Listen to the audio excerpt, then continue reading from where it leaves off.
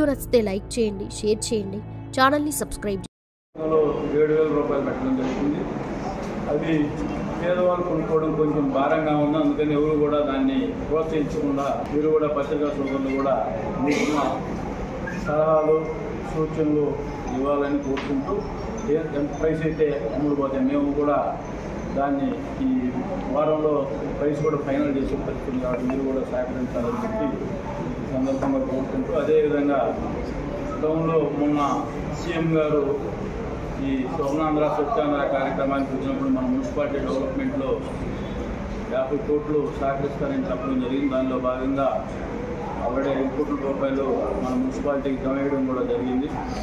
దానికి కూడా పత్రికా సోదరులు ఈ సందర్భంగా కోరుకుంటుంది ఏంటంటే, ఈ టౌన్లో ట్రాఫిక్ సమస్య తీవ్రంగా ఉంది. దాన్ని నివారించే దానిలో భాగంగా ఈ పామూరు రోడ్డు అలాగే ఓవీ రోడ్డు ఏదైతే అంబేద్కర్ గారి విగ్రహం నుంచి మాదాపురం రోడ్డుకి సెంటర్ డివైడర్లు పెట్టి సెంటర్ లైటింగ్ పెడదామని ఒక ఆలోచనతో ముందుకు పోతా ఉన్నాం.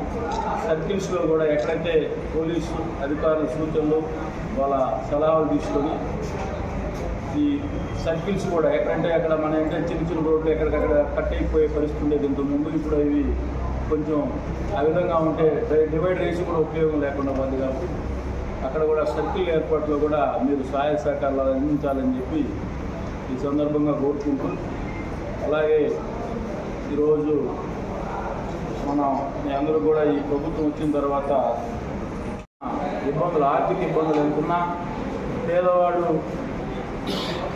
అప్పులు పాలు కాకూడదని చెప్పి ఒక ఆలోచనతో ఈ రాష్ట్రంలో ఉన్న ప్రజలందరినీ కూడా కాపాడాలని చెప్పి పేద ప్రజలు కాపాడాలని చెప్పి సీఎం రిలీఫ్ ఫండ్స్ మేము అడిగిన కొద్ది దశల వారీగా ఇవ్వడం జరిగింది. దానిలో భాగంగా ఈరోజు కూడా 20 మందికి 20,50,000 రూపాయలు చెక్కులు డిస్ట్రిబ్యూషన్ చేయడం జరుగుతూ ఉంది. మీరు అందరూ కూడా ఈ ప్రభుత్వం పేద చూసారుగా ఫ్రెండ్స్, వీడియో నచ్చితే లైక్ చేయండి, షేర్ చేయండి, ఛానల్ని సబ్స్క్రైబ్ చేసుకోండి. Thanks for watching.